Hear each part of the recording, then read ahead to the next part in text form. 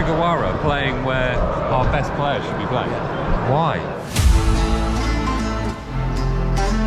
Alright, hello and welcome to the Matchday Vlogs channel. As always, please remember to smash that like button, hit the subscribe, because it really does make a difference to the channel. We're here at St Mary's Stadium for Operation Let's Get Those 12 Points. Let's start focusing on next season, and for goodness sake, let's hope we can have at least 5 games to go before we are hitting that dreaded R sign next to our point tally. The team sheets are in and it looks fairly solid actually. I mean, we are pretty much forced into playing the back four due to injuries. And have we got any suspensions? I think that's a back 5 there, sir. Why do you say that? Because it's got Sugawara, Walker Peters, Harwood Bellis, Bella Kupchak and Ryan Manning. Oh yeah. Okay, we'll see how it goes. I did glimpse read that actually. That's it. Now you're looking at that. Yeah, fair point. See Manning played number 6 against Oxford in pre-season, so maybe Ivan Seal that pre-game was like, oh, he was really good there for those few moments. I think I can be forgiven, you know, given the fact that we've seen pretty much most of that midfield play at centre back over the last 3 or 4 fixtures. I thought we looked all right in the first half against Liverpool, and it was kind of shocking that we should see a few more dodgy VAR calls or referee calls to see us put in the position we were, but it shows a little bit of promise, doesn't it? I'll be honest, I thought that first half was fantastic, and I just switched it off. I was like, you know what, I've got a gig tonight, I'm just going to switch it off.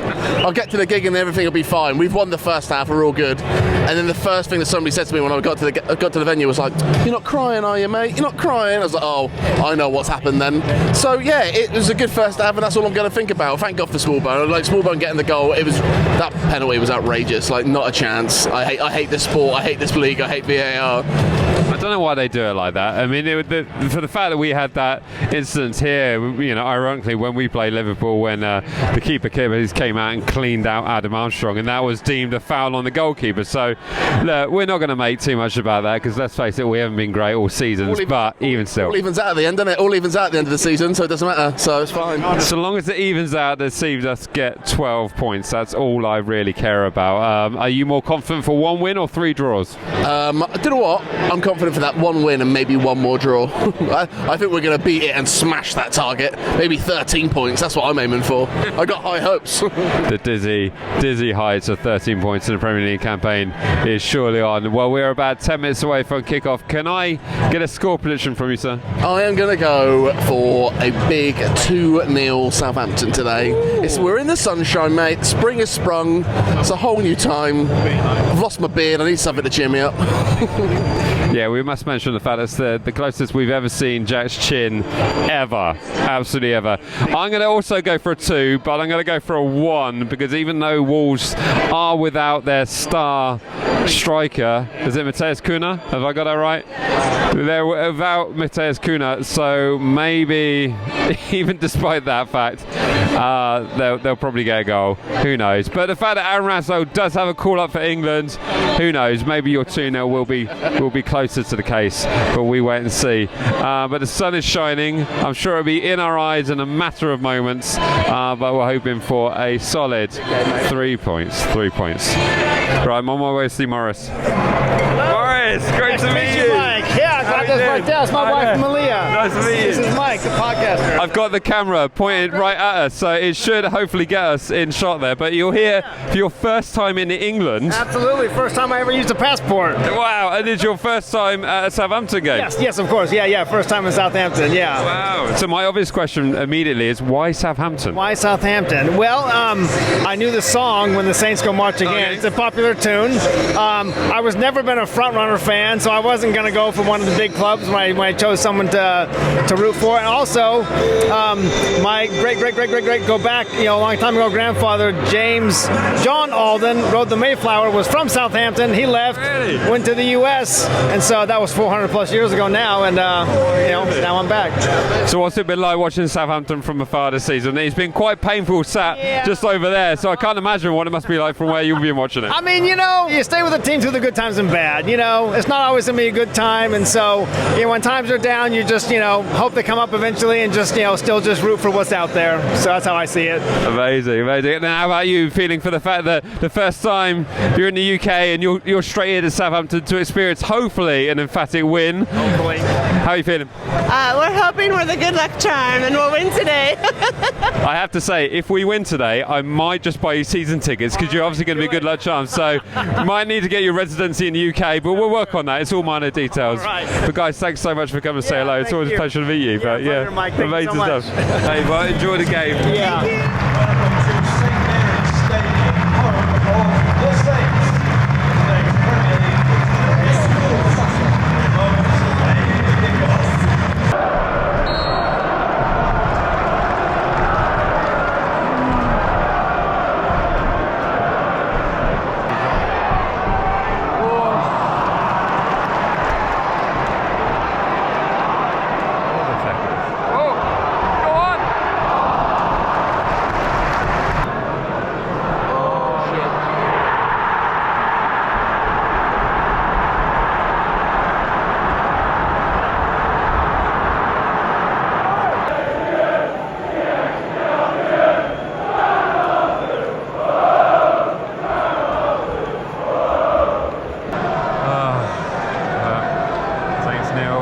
Wolves 1, 20 minutes played.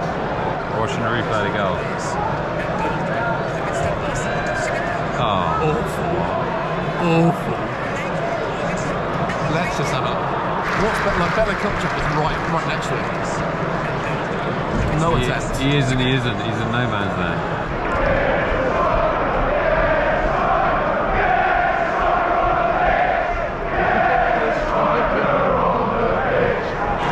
The Northern has spoken. Where is the striker on the pitch?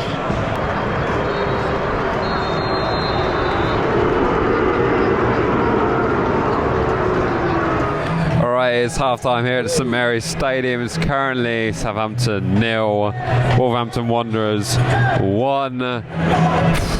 What's the point? It's the same thing over and over again. I mean, it was a very, very soft header. We watched the replay, had a chance to have a quick look at it, but really, we don't look like. I mean, it appears to be a back four, but then like six in midfield, doesn't it? Yeah, it's a four. It's either we're either playing 4-6-0 or 6-4-0, but either way, there's no striker, and it's awful, mate. Like there's so much just non-stop passing the ball around. Like you're not going to unlock anything because there's nobody making creative runs. And the moment they try to play it long and direct, they're playing it to absolutely nobody, an invisible man. Every so often you see Sugawara or Manning make a little run on the side and you think they've not been found again. The only way that we're going to break through is by finding these runs. The only time they look for it is with Sulemana, and like Sulemana dribbling again so stretched, it's ridiculous. It's just bad.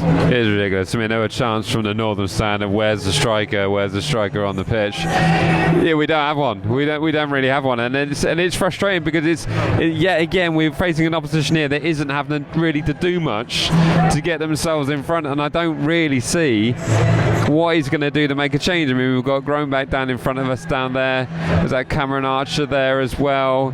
Flynn Downs. I don't see any of these players. I mean, if he's continuing to play with a setup like this, are we going to see Onuachu coming on the second half as a target man? I mean, Onuachu's training separately over there, so I'm assuming he's coming on. I think he's literally doing... Or he's been really naughty. Yeah, either or. But honest to God, switch it to a 4-4-2. Play basic football. Play basic football. And I bet you any money we'll suddenly start seeing a bit of a performance out of it, because this is just stupid. It is stupid, and it's just incredibly frustrating to be here again in the same position. Groundhog Day. Certainly feels like that. But anyway, we hope for a little bit of improvement. But who knows? I'm not particularly confident. Second half coming up. Alright, second half's coming on. I've got the cap on because I can't see anything.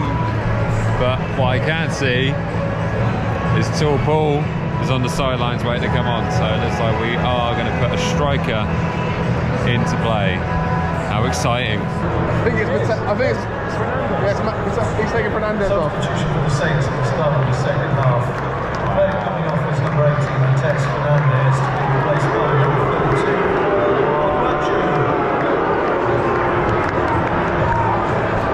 Some reaction. Well, that went down well.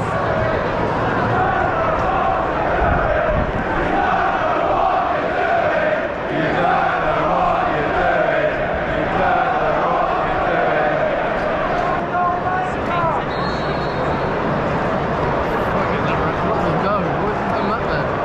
has just totally lost now, hasn't he? Yeah. He's totally lost the fans. You never know, it might be a stroke of genius, but I doubt it. Yeah, I highly doubt Put it. it this way, he completely have lost the fan base. Yeah, yeah. That's outrageous. He's literally just grabbed it on top of him. There we go.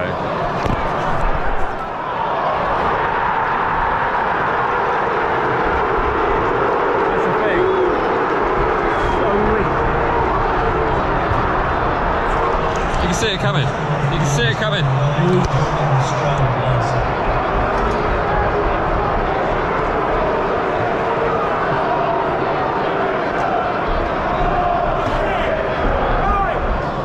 Dibble needs to come off.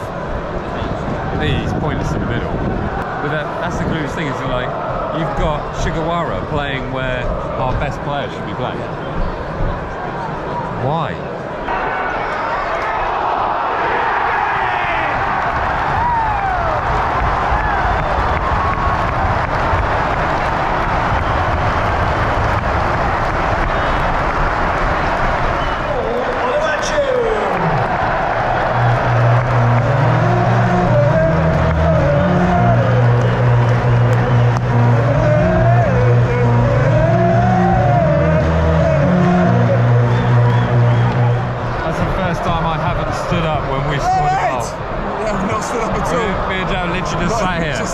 Sat here, we're like, yeah, they scored. Did you know Wolves are going to go score? Yeah. We scored a goal. There's a hydration problem with the Wolverhampton squad. They're all getting cramped. Here we go. How long? 6. Officials indicated that a minimum of 6 minutes at a time at the end of the second half. 6 minutes. Jack Stevens to come on to win the game. Joe Aribo. Yeah, that makes sense. That makes perfect sense. 2-1, 6 minutes of added time, and you're bringing on a centre back who's not played in how many games? He just put him up top, hasn't he? He has put him up top. We've got 3 strikers, and one of them's Jack Stevens. We were joking about this earlier. Yeah. You can all hear exactly what the Northern think of it.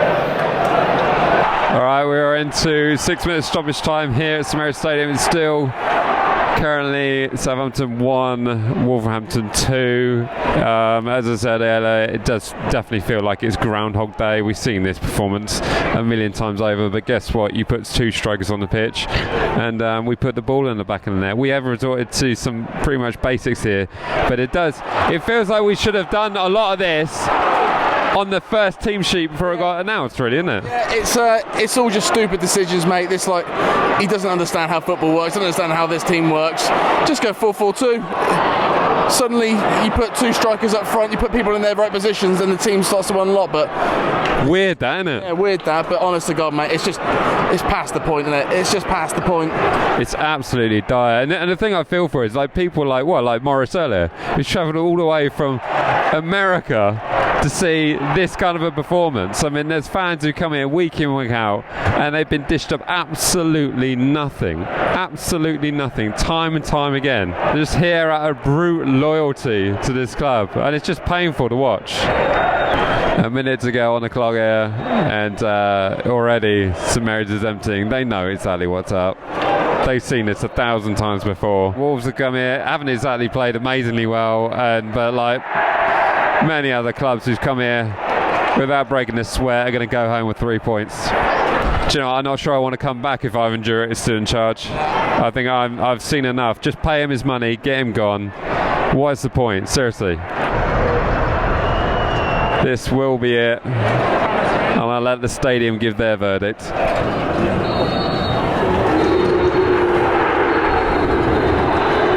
My words exactly. It's Southampton 1, Wolves 2. We'll see you in the next one. All right, see ya.